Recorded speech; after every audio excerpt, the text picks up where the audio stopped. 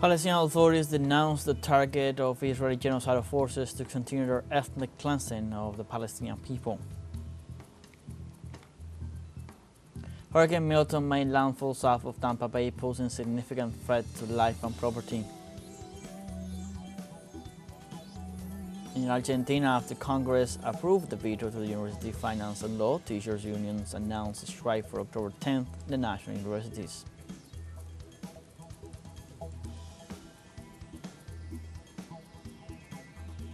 Hello, welcome from the South. I'm Luis Alberto Matos from teleSUR studios in Havana, Cuba. We begin with the news.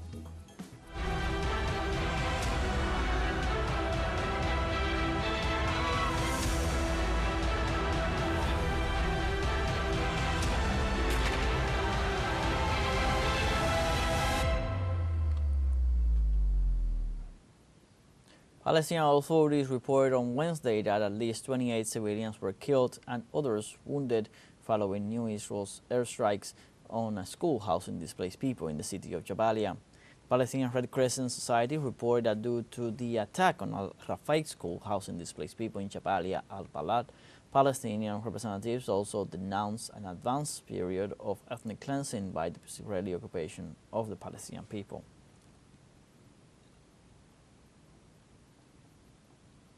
In this context, the government of Bolivia requested to join the judicial process against Israel for genocide in the Gaza Strip before the International Court of Justice.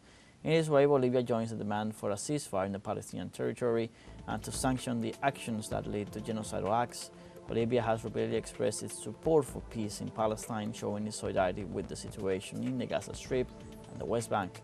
Since the beginning of the process, 3 orders have been issued requesting Israel to leave the occupied lands.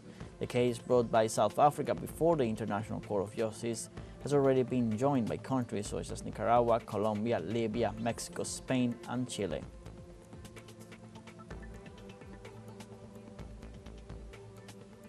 Thousands of citizens in the city of Beirut embarked on worship of Turkey after Israeli attacks on Lebanon. The warship named TCG Bayraktar sailed from the port of Mersin, Turkey, carrying 300 tons of supplies including food, sanitary kits, kitchen utensils, tents, beds, and blankets. The warship had been sent to Lebanon to provide aid and bring back Turkish nationals and some foreigners, following Israeli airstrikes which had targeted the country in recent weeks. Turkish officials and the government affirmed that military evacuations and charter flights will be organized if necessary to repatriate Turkish nationals in Lebanon.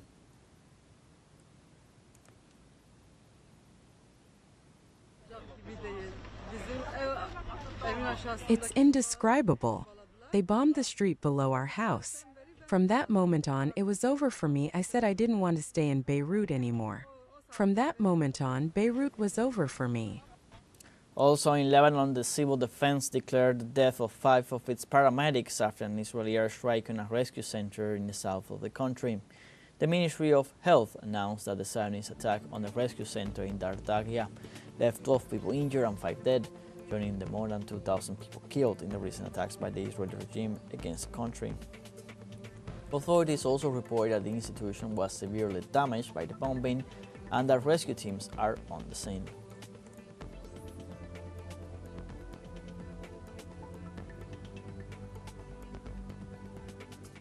The United Nations Special Coordinator for Lebanon, Janine Hennis-Plasschaert, warned about the escalating humanitarian crisis in the region, calling the situation desperate.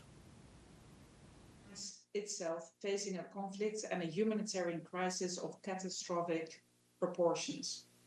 Now, as you know, this afternoon we are connecting from Beirut, and I can tell you without reservation that the situation is dire. Unrelenting bombardment is now part and parcel of daily life in Lebanon, with the latest blasts not even 30 minutes ago. Far too many people are paying an unimaginable price, with over 2,000 killed, many more wounded, and hundreds of thousands displaced. In the same context, the UN Humanitarian Coordinator for Lebanon, Imran Riza, denounced that paramedic teams and health workers are the main victims of the attacks in the region. Healthcare and frontline workers have come under attack, as have civil defense centers and water supply systems, pushing essential services to the brink of collapse. The killing of over 100 paramedics, healthcare workers, and public servants impairs Lebanon's emergency response capacity. This must stop. Even wars have rules. In other news, the second day of the Association of Southeast Asian Nations Summit took place in Laos, where leaders held bilateral meetings with the Chinese Premier Li Qiang. Among the topics discussed at the summit were economic integration and digitalization in the region, the conflict in Myanmar, the fight against climate change, and sovereignty tensions in the South China Sea. The summit is also expected to include talks with South Korea President Yoon Suk-yeol and the Prime Ministers of India and Japan, Narendra Modi and Shigeru Ishiba. In response to the growing challenges in global economic development, Premier Li Qiang called for greater market integration and cooperation between the association and China.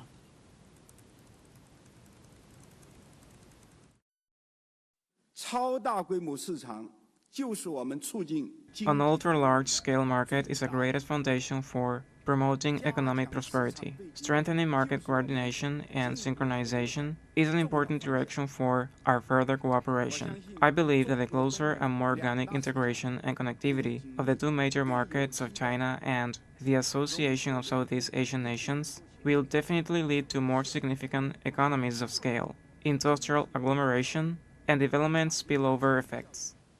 Let's now take a short break, but remember you can join us on TikTok at teleSUR English, where you'll find news in different formats, news updates, and much more. We'll be right back. Stay with us.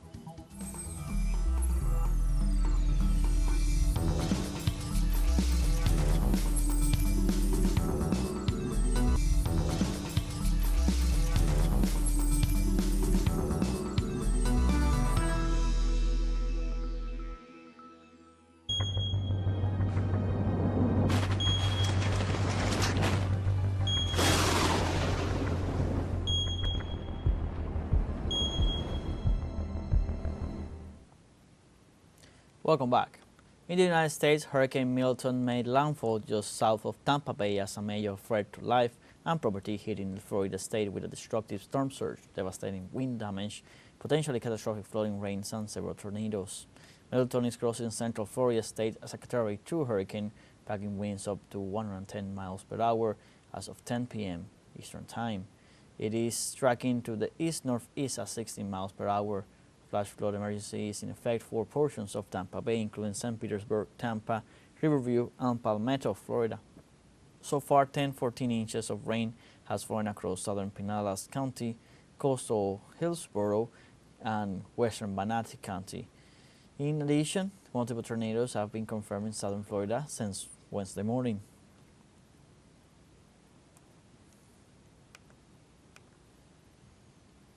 And on Wednesday night, Hurricane Milton made landfall along the west coast of Florida, where there are more than 1 million people displaced from their homes, more than 2.6 million homes without electricity, and so far, 2 confirmed deaths from a tornado that struck prior to the hurricane.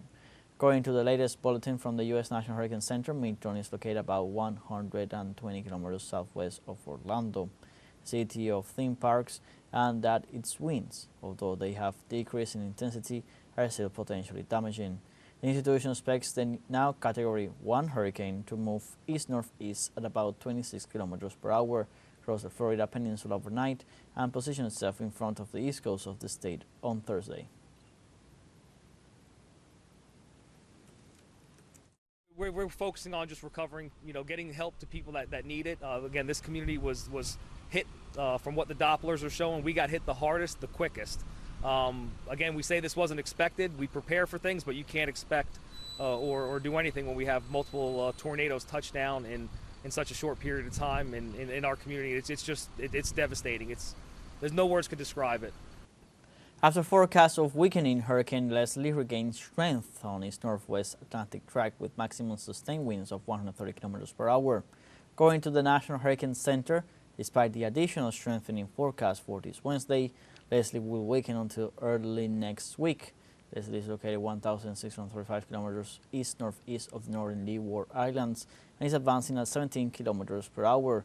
A slight reduction in forward speed is expected and could make a turn to the north-northeast during the next few days. It's important to note that this hurricane is expected to reach Category 2 by Thursday.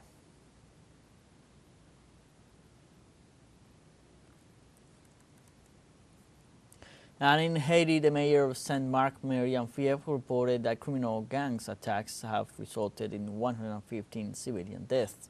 The killings by the Grand Grif gang in the early hours of last Thursday, whose victims include women, children, and the elderly, resulted in more than 120 people injured by bladed weapons and firearms. The injured were treated at St. Nicholas, the closest hospital to the scene of the incident. This has caused about 6,000 inhabitants left their homes to survive the atrocious massacre in the city of Pont Sunday, causing civilians to temporarily stay in the city of St. Mark.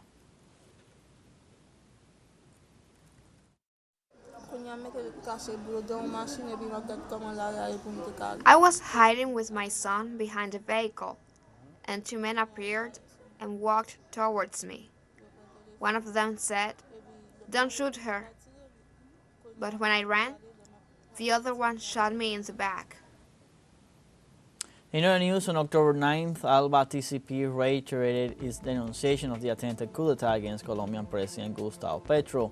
The Executive Secretary of the Latin American Integration Mechanism, Jorge Arriaza, called for the respect of the democratic and popular will of the Colombian people.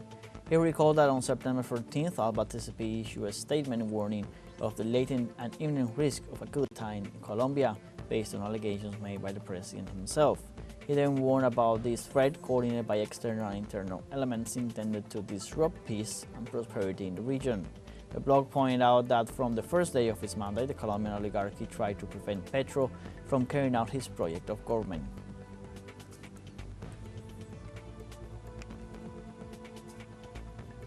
Venezuela's Minister of the Interior, Justice and Peace, Diosdado Cabello, assured that Washington will initiate relations with Caracas as of 2025 with the purpose of stabilizing the world oil market. Whether it is Kamala or Trump, the United States will begin in 2025 a partial understanding with President Nicolás Maduro to ensure the stability of the world oil market, putting the economic interests of both nations above ideological positions. The recent conflicts in the Middle East have placed the United States in another scenario, and as demonstrated, only Venezuela can ensure such stability. We have a second short break coming up, but before we invite you to visit our YouTube channel at teleSUR English, there you'll be able to rewatch our interviews, top stories, special broadcasting, and some more. Hit the subscribe button and activate the notification bell to stay up to date on the world's most recent events. Final short break, don't go away.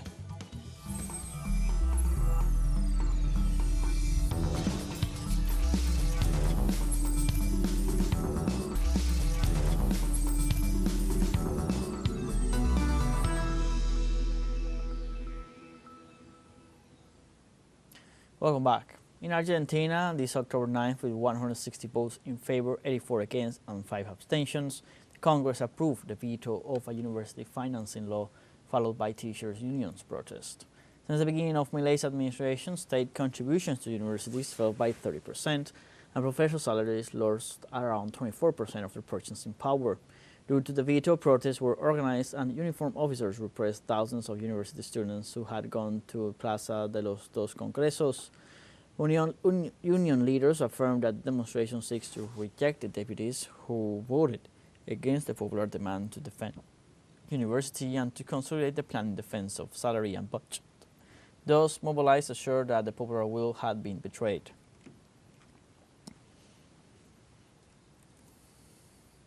In Uruguay, social and trade union organizations and political sectors called for a mobilization to condemn the genocide perpetrated by Israel against the Palestinian people and to demand a ceasefire. The Uruguayan people gathered to express their solidarity with the people of Palestine 1 year after the beginning of the most recent escalation of the genocide that has left more than 41,000 dead and nearly 100,000 wounded.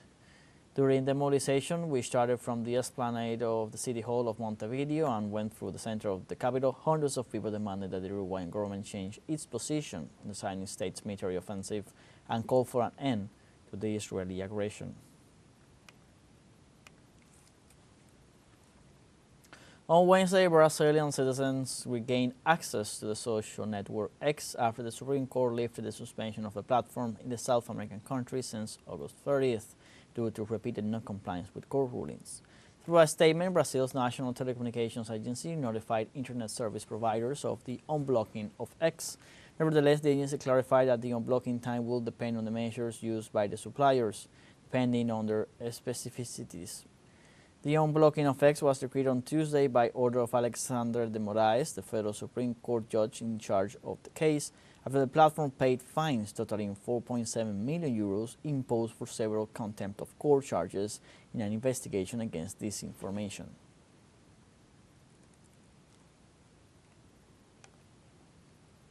And former President Rafael Correa denounced on Wednesday the statement issued by the United States which prohibits the Ecuadorian politician and former Vice President Jorge Glass from entering the country.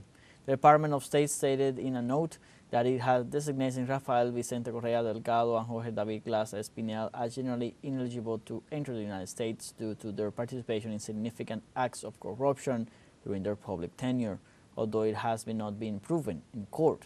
On his part, Correa stated that the U.S. forgets that no one in the world has accepted the sentence for psychic influence and that 5 countries have given political asylum to those involved in the bribery case.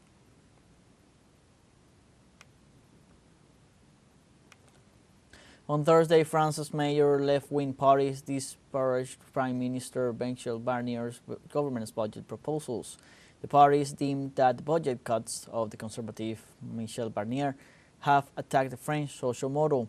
Coordinator of France Insoumise Manuel Bompard assured that the draft budget estimate, which is marked by a total effort of 60 billion euros, reflected the most violent austerity plan the country has ever experienced. The situation of the French public accounts has come to the forefront of the market's news since Macron called early legislative elections after his severe defeat in the European elections on June 9th.